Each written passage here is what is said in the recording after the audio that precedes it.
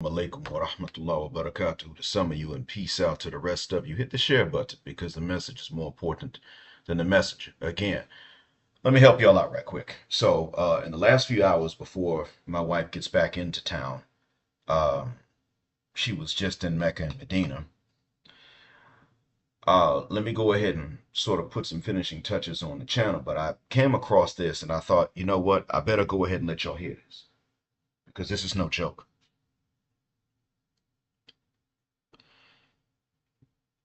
And I'm going to ask you all to please, those of you that are Muslim, please supplicate on my behalf and on my wife's behalf.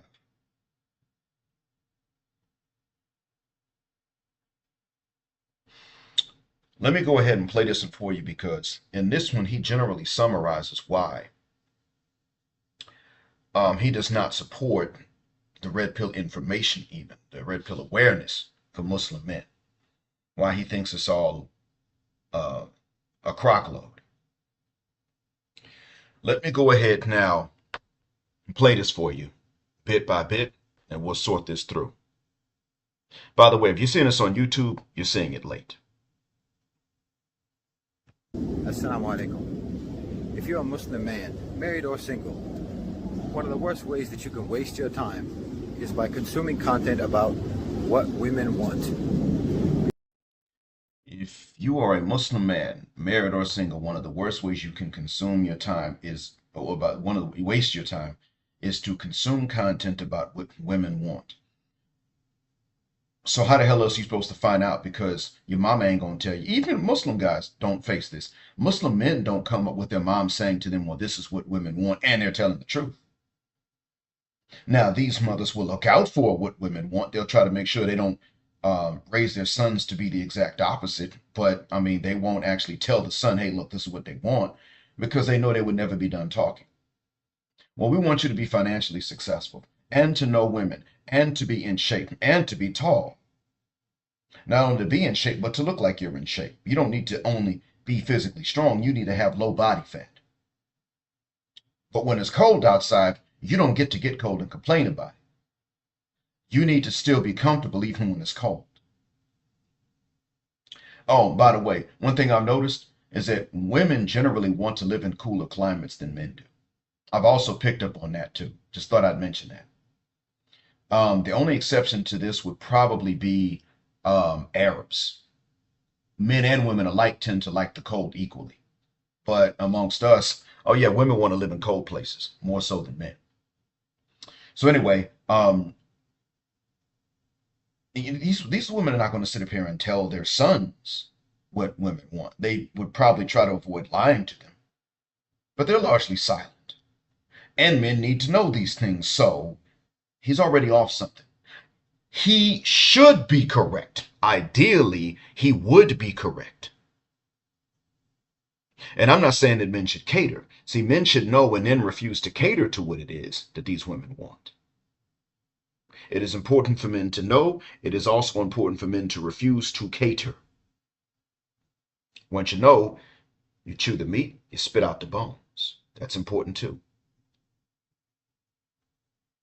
Let's continue. Because if you're single, you don't need to worry about what women want. You need to worry about what you want in a woman, and then find a woman that wants a man like you. That's it. Ideally, that would be right. That would be true ideally. And there may have been a time that was. But you see, if you are single, you should focus on both. You look for what you want in a woman that looks for you as you are. But you still at least should know what they want. As I stated, you don't cater to it.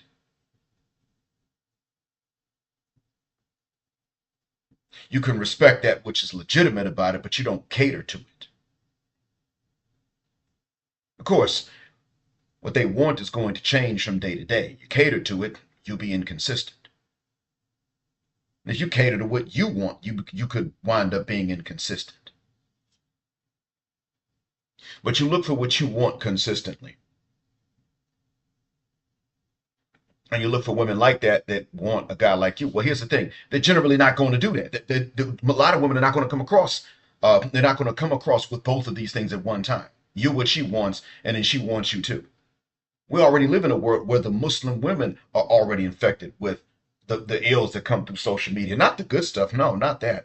But the ills that come through social media are right there in their minds, in their brains. And they're like, look, if I am cute, I'm going to have an attitude. If I'm cute, I will be difficult. Now, some people say, well, isn't that the case all over the world? I mean, come on, Jet Black. If you go to Thailand, the really cute ones are the hardest to get.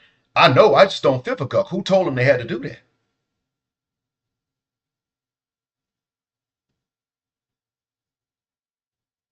Who told them they had to have the worst attitude based on them being cute?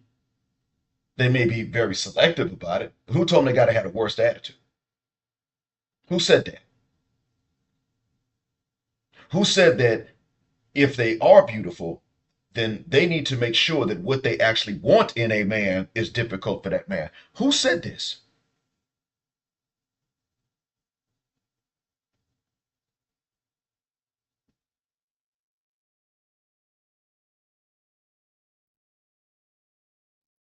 Nobody told them they had to be that way just because they're beautiful. They are sitting up here willing, and I'm talking Muslim women in Muslim lands that have heavy access to a lot of social media platforms, already have it in their minds at a subconscious level. Because I'm nice to look at, I'm going to be difficult even to the men that I would have otherwise liked on my own. It's already to the point where they're allowing exactly what Alexander Grace said, the guy out of Australia, white fellow out of Australia. Exactly, they're allowing exactly what he said to take place. He was saying most of these women aren't even interacting with you on their own. Sometimes they've been difficult to you. Then they interact with you on texting or something like that, and it's really all their friends that are right there with them, telling them how to do it, helping them formulate a response. And you think she's responding to you? No, it's all of them. You think you're responding to her? No, it's all of them. Well, the Muslim women are being like this too. They're getting together with their friends, cousins, all that. Girl, this is what he sent. Okay,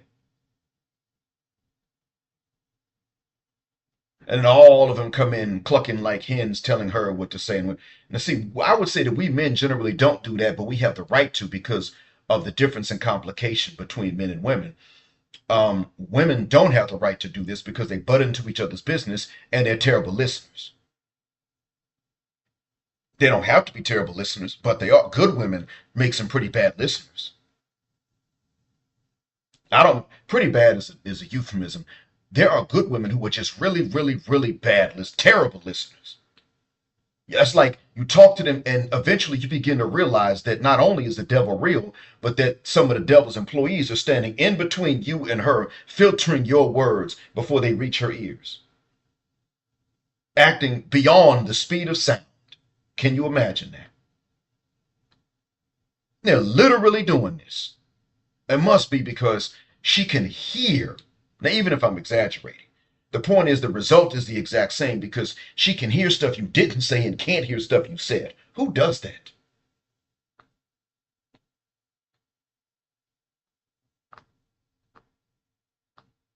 And I'm sitting there thinking to myself half the time, if you're that bad of a listener and your friends are that bad, you don't involve them in what I say to you.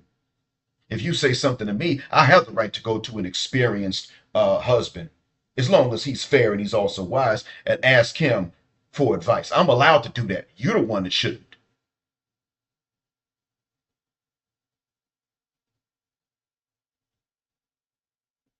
Let's continue. And if you're married, you don't need to worry about what women generally want. You just need to think about your wife and how you can make her happy. No, if you're married, you need to think about your wives and what they want and what makes them happy within reason and without reason. You need to be aware of both.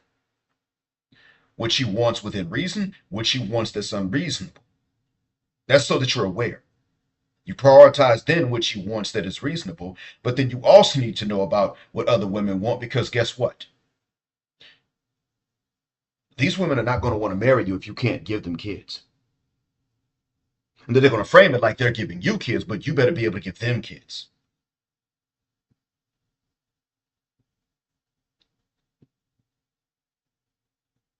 And I'm telling you, you look at these ladies and understand that if you have a son, you're going to have to be able to tell him that there are individual things that women want, and that is very reasonable to factor in, but that it is also a very good help for him to know what they want in general when he starts looking to marry. And that's if he should be the one looking. I don't really think that even in Muslim societies men should anymore.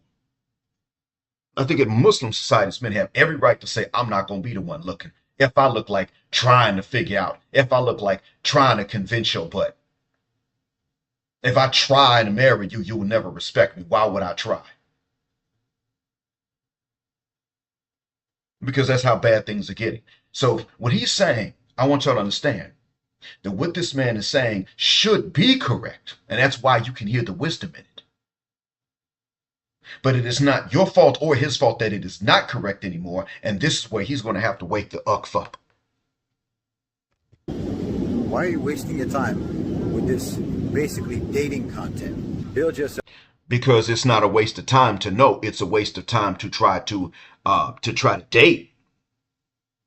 That's a waste of time. It's a waste of time to try to even so much as learn too much game. It's a waste of time to try to learn how to game them and deceive them into liking you. It is not a waste of time to learn what the hell kind of games they play. Yourself as a man, find the That would be a waste of time, but they made it a necessity. right woman for you, and that's it. And then from that point on, you just have to think about what she likes or what she wants and what makes her comfortable. You should focus on what she likes, but see, again, you will not find that one if you don't know what women in general like. All this general information about what women want, what women find attractive, who cares? That's Straight men care. That's who cares. If you're a man and you want to fornicate or get married, either way, if you are a man and you are a chaste man, Muslim, Christian, or Hebrew Israelite, and you don't want to fornicate, you still have to know what they like in order to marry. Unless her parents are going to force her, and that invalidates the marriage. And if you are an unchaste man and you're just trying to fornicate, you have to know what they like.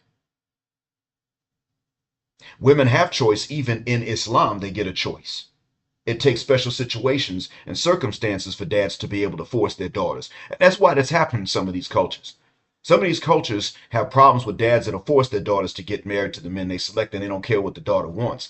That's not, by default, that's not valid. However, scholars have said that in certain situations that can be valid in order to prevent worse things from happening. And there are women that will do exactly worse than that. They'll do worse than marry the guy they don't want to marry. There are women that are just wicked when it comes to men. They're righteous about everything else.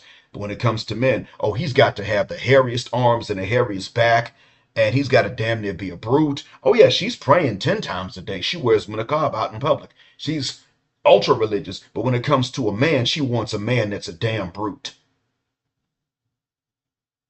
And when her needs finally catch up with her, but no man has made the cut, she'll turn around and fornicate with the closest thing she can find.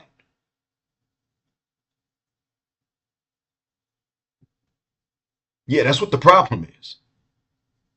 And that's what I keep trying to tell a lot of these men, even these dads of daughters. You can start roaring and thumping your chest about what kind of man you are, about your daughters and about your wife. Bro, I know you have an instinct to protect your family. Your wife has an instinct to protect the family to a certain extent. And she's not even a man. I know you got one. I'm not the threat. You don't even have to bark and growl at me. I'm not going to do anything to try to harm your family in any way, form, or fashion. I wouldn't mind helping you if such a thing was not considered to be overstepping bounds. I'm cool with that. I'm on your side when it comes to that. The issue is, sir, that your righteous daughter that may actually love you very much might be suffering from this stuff and you would not know. That's not how we work. Assalamu alaikum. And that's right. That should not be how we work. Unfortunately, the women themselves have forced it to be how we work. One thing he does not mention is that the solution to some of this stuff is to allow men certain rights that we don't allow women. Unfortunately, that's why certain double standards have to be in place nowadays to right the wrongs of before. We have the right to check all their social media accounts and even restrict some of them. They don't have the right to do that, to do the same thing to us. I don't want to go through another dude's phone, not even my son's. I should have the right to go through my daughter's phones to make sure that I know what social media accounts they have, and I can join them on there. And I better not find out they got another. If I have a social media account they don't know about, like this one right here, some other cuss word, what? They have one I don't find out about, that when I do find out, I should be able to take their phone and give them a dumb phone and say, put your SIM card in this one. Oh, why? Well, then, all right, tell you what, give me that smartphone and I'm going to delete this account right here. Only way you keep that one is if I get to go back and delete it. And even then, maybe not because you just start another one. No, I have this right and you don't. Because I'm actually willing to do this for your good. You ain't going to do that for my good. You're not going to be able to protect me. That ain't your job. I got to protect you, not only from them, but from yourself, dummy. Now hand me that damn phone and quit tripping. I wish it was different, but they've made it this way. He should be right. Ideally speaking, what he said should be the truth. They've turned around and made it untrue. I hope that what I said is a benefit. Thank you for listening. As always, black heart, black mind, blackout, assalamu alaikum, black heterosexual, non-select male power just because they don't like it, a black patriarchy until extinction of judgment day. Thank you for flying with us here on Jet Black Airways, where the phrase jet black is also a verb. Keep jet black with us till the wings and the wheels fall off. And if you were hearing this from inside of the Jet Black Air Lounge within the first 8 to 9 hours or maybe even 12 hours of me posting this, it is because you earned this early access. Everybody else, if you're hearing it on YouTube, you're hearing this many hours after I recorded and uploaded this. You might want to consider getting into the Jet Black Air Lounge. Gender, justice, forever.